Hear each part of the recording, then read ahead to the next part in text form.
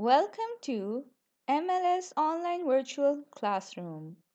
In today's lecture of Unit 1, Poetry Time, we will learn about lexical fields.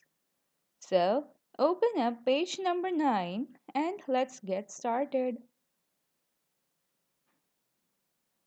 First of all, let us get to know what exactly lexical fields mean.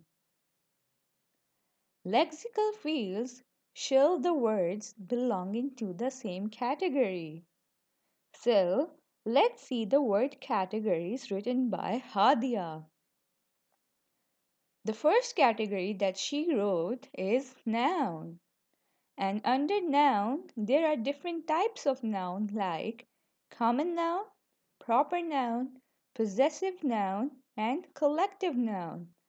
All these different types of noun belong to the same category, which is noun. Now, let us look at the second category, which is of house. And under the house, we have kitchen, lounge, bedroom, and lawn. These are different parts of a house. Next, we have poem, acrostic, haiku, rhyme, and cinquain.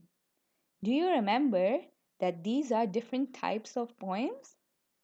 Yes, so they all belong to the same category of poem.